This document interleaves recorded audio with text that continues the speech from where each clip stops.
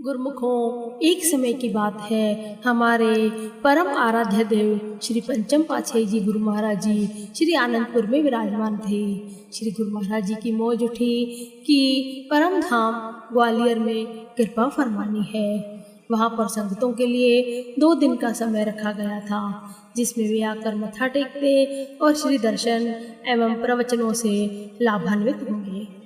उस समय एक लड़की राहुरी महाराष्ट्र से ग्वालियर में अपनी फूफी के घर आई हुई थी। उसे तथा उसके परिवार को श्री आनंदपुर के विषय में कुछ भी मालूम न था और न ही उसने कभी श्री गुरु महाराज जी के दर्शन भी किए थे। यह उसके लिए एक स्वर्णिम अवसर था जब वह अपनी फूफी के साथ परम धाम में श्री दर्शनों के लिए गई। वहाँ संगतों की बहुत भीड़ थी। उसकी फूफी यह सोचकर हैरान थी कि आज तक कभी उसके साथ श्री वचन नहीं हुए थे, लेकिन जो ही उसने आगे जाकर मत्था टेका तो श्री वचन हुए। महात्मा परम योगानंद जी, इस भक्तानी के साथ जो लड़की है उसको तो हमने कुछ देना है। महात्मा जी ने समझा कि महाप्रभु अभी कोई विशेष उपहार या प्रसाद देने के लिए फरमा रहे हैं। उन्होंने विनय की कि उसे गुलदस्ता या कोई अन्य प्रसाद दे दे। श्री गुरु महाराज जी ने फरमाया, महात्मा जी, यह प्रसाद अभी नहीं देना है। कुछ समय पश्चात हमें इनके घर में जाना होगा और वहीं इनका कोई पुराना हिसाब किताब चुकाकर सत्य पथ पर दर्शाना होगा।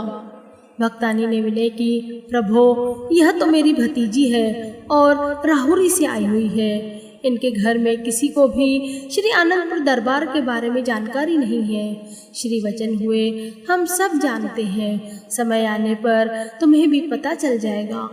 महात्मा जी, इसके घर का पता नोट करो। उस लड़की ने घर में आकर फूफी से कहा, हमारे घर में तो सब सत्यनारायण जी की पूजा करते हैं, इन्हें तो कोई न जानता है और न मानता है। हमारे परिवार वाले इन्हें भगवान रूप में स्वीकार नहीं करेंगे, इसलिए इससे पहले कि कोई अवज्ञा हो उन्हें जाकर कह दो कि वे हमारे घर में न आए। फूफी ने लड़की की घबराहट को दूर करने के लिए कहा, घबरा नहीं, महापुरुषों की हर कार्यवाही में जीव का कल्याण व हित समाया होता है। लगभग 2 वर्ष का समय बीत गया। श्री सतगुरुदेव दाता दयाल जी कार द्वारा श्री आनंदपुर से श्री प्रयाग धाम की ओर जा रहे थे। साथ में 2 पिकअप में कुछ गुरुमुखों को भी जाने का सौभाग्य मिला। येवला निजधाम से अहमदनगर के मार्ग में महाप्रभु जी ने एक स्थान की ओर संकेत करके पिकअप के ड्राइवर को फरमाया कि आप अभी यहाँ पर रुको, हम थोड़ी देर में आ रहे हैं। मई मास की कड़कती धूप मानो अंगारे बरसा रही थी। महापुरुष किस प्रकार अपने तन पर अनेकों कष्ट उठाकर अपने द्वारा किए वचनों को निभाते हैं, ये तो तब पता चला जब श्री कार लौट कर आई और साथ में दूसरी पिकअप जो कि मशीनरी में खराबी आ जाने के कारण पीछे रह गई थी और उसका ड्राइवर मरम्मत करवा रहा था। श्री प्रभु जी ने इसको अपनी कार के पीछे आने का संकेत दिया। श्री कार काफी सफर तय करके राहुरी में जो लड़की ग्वालियर गई हुई थी उसके घर के आगे जाकर रुकी। उस दिन पूर्णिमा का पर्व था। गुरुमुखों, उस लड़की और उसकी माता ने व्रत रखा हुआ था। वह सत्यनारायण जी की पूजा करके अभी कमरे से बाहर ही निकली थी। निराश, उदास और ठंडी आंखें भरती हुई ये गहरी सोच में डूबी हुई थी। कारण यह था कि उस लड़की के पिता की शुगर मिल उस दिन नीलाम होनी थी। किसी ने धोखा देकर उनसे उनकी मिल को हड़पना चाहा। वहाँ पर सब कागज आदि तैयार हो चुके थे। इनके मन में एक ही आशंका और वेदना थी कि बस कुछ ही पलों में हम कंगाल हो जाएंगे। महापुरुषों की एक ही दृष्टि और उनके वचन एक क्षण में क्या से क्या कर देते हैं, यह कोई भी नहीं जान सकता। श्री गुरु महाराज जी ने कार से निकलकर उनके घर में प्रवेश किया। लड़की ने उन्हें देखकर कहा, माँ, वही ये ग्वालियर वाले गुरु जी हैं। वह अंदर गई और एक गिलास में पानी भर कर ले आई। उसने अभी विराजमान होने के लिए विनय भी नहीं की थी कि श्री प्रभु जी ने फरमाया कि हमें जल्दी ही वहाँ ले चलो जहाँ तुम्हारे पिताजी गए हैं। वही हमारा जरूरी काम है जिसे हमें जल्दी और अवश्य पूरा करना है। बिना कुछ कहे वह लड़की श्री प्रभु जी के साथ चल दी। उनके घर से वह मील कुछ दूरी पर थी। जब श्री गुरु महाराज जी उस मील में पहुंचे तो उसके पिताजी कहने लगे कि इन संतों को यहाँ क्यों ले आई है? अब हमारे पास इनको देने के लिए बचा ही क्या है?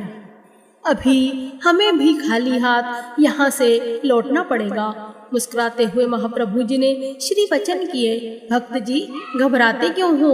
हम आपसे कुछ लेने के लिए नहीं अपितु कुछ देने के लिए आए हैं। यह सब कुछ तुम्हारा ही तो है। मील का मालिक खाली हाथ कैसे लौटेगा? असमंजस में उसका दिमाग इन रहस्य भरे वचनों को समझ न सका। श्री गुरु महाराज जी ने उनके सब कागजों पर उसे दिखाया कि यह देखो कि तुमने स्वयं ही तो जितना उधार और कर्ज लिया था उसे चुकाकर हस्ताक्षर किए हैं। जो नीलामी करवा रहा था और साथ में जितने भी मील के कर्मचारी खड़े थे यह सब देखकर हैरान हो रहे थे कि अभी कई दिनों से इन कागजों की रूपरेखा कुछ और ही थी। अभी अभी यह रूपरेखा अचानक बदल कैसे गई? सभी कागज पत्र उलट पलट कर देखने पर भी कोई ऐसा एक कागज भी न निकला जिस पर उसका कर्जा बकाया लिखा हुआ हो। उस लड़की का पिता भी मन ही मन आंखें बंद कर इस संपूर्ण रहस्य को समझने में असमर्थ था। उसके कानों में संतों के यह स्वर गूंज रहे थे कि तुम मिल के मालिक हो तो खाली हाथ कैसे लौटोगे? देखते ही देखते सब कागजों को क्रम से संभालते हुए सबने उसी को ही मालिक स्वीकार किया जो कि लड़की का पिता था। श्री वचन हुए, हम जिस काम के लिए आए थे वह पूरा हो गया। सभी वहां पर दिव्य ज्योति और इस अलौकिक चमत्कार को देखकर स्तब्ध रह गए। वह लड़की अपने पिता के साथ उन कागजों को समेटकर प्रभु जी का धन्यवाद करने लगी। उसके पिता ने सब कर्मचारियों को प्रसन्नतापूर्वक कार्यभार संभालने का आदेश दिया और कहा कि हमारी अनुपस्थिति में भी पहले की तरह ही कार्यरत रहना। श्री गुरु महाराज जी वहां से चलकर सीधा ही अपनी कार में आकर विराजमान हो गए। साथ में आई हुई पिकअप को भी साथ चलने का आदेश दिया। पुनः मार्ग में जो पिकअप खड़ी थी उसे भी साथ चलने की आज्ञा फरमाई। मार्ग में खड़ी हुई पिकअप में बैठे हुए प्रेमी जन आश्चर्यचकित थे कि श्री गुरु महाराज जी इतनी झुलसती गर्मी में 2 घंटे कहाँ चले गए। किस प्रेमी ने उन्हें इतना विवश किया था? जब सब अहमदनगर में पहुँचे तब दूसरी पिकअप के ड्राइवर ने बतलाया कि किस प्रकार श्री प्रभु जी राहुरी में एक घर को कृतार्थ करते हुए सुकोमल श्री चरणों से चलते हुए उनकी शुगर मिल में गए। महापुरुषों के इन गूढ़ रहस्य को कौन जान सकता है? अब वह लड़की और उसका पिता जब प्रसन्न बदन अपने घर में आए तो परिवार वाले उनके खिले चेहरे देखकर हैरान हो गए। लड़की के पिता ने आकर पूछा, क्या आपने पूर्णिमा के उपलक्ष्य में पूजा पाठ कर लिया है? खाना खा लिया है? यदि नहीं तो जल्दी करो, खाना खाओ, शुगर मिल हमारे पास ही है। लड़की के गुरुजी ने मुझे भक्त जी कहा और जिस कार्य की मुझे आशा नहीं थी उस सब कार्य को पूर्ण करते हुए वे जल्दी ही वहां से चले गए। भक्त जी की बात को सुनकर एक पल को तो परिवार वाले भी हक्के बक्के रह गए। उन्हें अपने कानों पर विश्वास ही नहीं हो रहा था। भक्तानी कहने लगी, शेष वृत्तांत तो हम बाद में पूछेंगे, पहले आप भी खाना खा लो। लड़की के पिता ने उत्तर दिया, अब बस आप खाना खाओ, मैं अपना आगे का प्रोग्राम बतलाता हूँ। उसके मन में श्री गुरु महाराज जी के प्रति अतुलनीय श्रद्धा और विश्वास के दीप जग रहे थे। मानो उसके पूर्व जन्मों के संस्कारों ने पलटा खाया। मन ही मन सोचने लगा, अहो मैं उन महापुरुषों की दिव्य मुस्कान को भी नहीं समझा। उन्होंने आते ही मुझे भक्त जी कहकर पुकारा और कितने बड़े भंवर में से एक पल में ही बाहर कर दिया। मैंने उस समय इतना बड़ा कार्य संपन्न होने पर भी उन्हें धन्यवाद का एक शब्द तक न कहा। लड़की का पिताजी कहने लगा कि मैंने तो यह ठान लिया है कि जब तक तेजो में उन महापुरुषों से भेंट न होगी तब तक खाना नहीं खाऊंगा। वह उसी समय अपनी लड़की को साथ लिए ग्वालियर की ओर चल दिए। वहां पहुंचकर अपने घर में हुए सारे वृतांत को अपनी बहन को बताकर उनसे श्री प्रभु जी के दर्शन करवाने का अनुरोध किया। उसकी बहन ने कहा, उस समय तो श्री गुरु महाराज जी परम धाम में श्री दर्शन दे रहे थे, अब मुझे क्या मालूम कि उनका प्रोग्राम वहां पर है या नहीं। वह बहन को साथ लेकर परम धाम आश्रम में गया। परम धाम में जाकर उन्हें विदित हुआ कि श्री प्रभु जी ने अहमदनगर से होते हुए अब श्री प्रयाग धाम की ओर प्रस्थान किया है। साथ में यह भी मालूम हुआ कि अहमदनगर राहुरी से केवल 1.5 घंटे का रास्ता है और अहमदनगर से श्री प्रयाग धाम 2.5 घंटे का रास्ता है। आश्रम वालों ने कहा, यदि आप उसी समय वहां से उस तरफ चल देते तो शीघ्र ही श्री दर्शन हो जाते। इस समय तो श्री गुरु महाराज जी श्री प्रयाग धाम में विराजमान है। परम धाम में महात्मा जी ने उसे अहमदनगर आश्रम का पता देकर कहा कि वहां पहुंचकर श्री आज्ञा मंगवाना, फिर श्री प्रयाग धाम जाना। उसके मन में यह दृढ़ संकल्प था कि उसने श्री प्रयाग धाम पहुंचना है। इस हेतु पहले वह अहमदनगर आश्रम में पहुंचा और वहां से श्री प्रयाग धाम का पता मालूम कर वहां पहुंच गया। इस प्रकार उसे मार्ग में ही 7 दिन लग गए।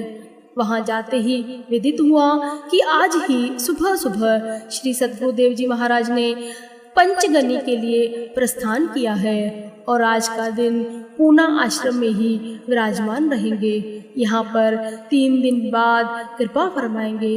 उसके मन में विचारों का तूफान उमड़ रहा था कि हे भगवान, मैं तो इंसान हूँ, आपने अपना चमत्कार तो दिखा दिया, अब मेरे संकल्प को भी पूर्ण कर दो, मुझे दर्शन दो। पूना में पहुंचकर महाप्रभु जी ने 2 घंटे बाद फरमाया, महात्मा जी, हमारा श्री प्रयाग धाम में बहुत जरूरी काम है, इसलिए अभी अभी वहां चलो। इधर भक्ति की पुकार और उधर भगवान भक्तों का विरत संभालने के लिए श्री प्रयाग धाम में पहुंच गए। मधुर मधुर हॉर्न करती हुई कार बिना सूचना दिए जब श्री प्रयाग धाम पहुंची तो सब गुरमुख प्रेमी भागते हुए अंदर सत्संग भवन की तरफ पहुंचे। श्री प्रभु जी को अचानक आया देख कोई तो कहे कमाल है और कोई कहे कि हे प्रभु जी, आपकी महिमा बेमिसाल है। श्री प्रभु जी दर्शन देने के लिए सत्संग भवन में विराजमान हुए। वह राहुरी का परिवार भी सबके साथ वहां श्री दर्शन करने आया। श्री गुरु महाराज जी ने मुस्कुराते हुए और आशीर्वाद देते हुए उस भक्त को पास बुलाया। फरमाया, भक्त जी, कभी हम तुम्हारे पीछे और कभी तुम हमारे पीछे। यहाँ पहुँचने की इतनी क्या जल्दी थी? हमें तुम्हारे लिए अपना पंचगनी का कार्यक्रम स्थगित करना पड़ा। उसने विनय की, आप भगवान हैं, मैं इंसान हूँ, मैं इन गूढ़ भक्ति के विषयों को नहीं जानता। आपने मेरी अंतरात्मा में जागृति भर दी। मैं सत्यनारायण भगवान की पूजा करता था, परंतु ऐसा विश्वास नहीं था कि कभी वे आकर मुझे दर्शन देंगे और मेरे सांसारिक कार्य के भंवर से मुझे उभारेंगे। आप सत्यनारायण भगवान के रूप में दर्शन देने के लिए आए और मुझे दुख संकट के अंधेरे में भटकने से बचा लिया। महाराज, मैं उस समय धन्यवाद के 2 शब्द भी अर्पण न कर सका। अब मुझ पर कृपा कीजिए, नाम दीक्षा दीजिए। मेरी यही प्रार्थना है कि जैसे इस लोक में स्वयं मेरी सहायता करने पहुँचे, इसी प्रकार अब परलोक में भी पार लगा देना।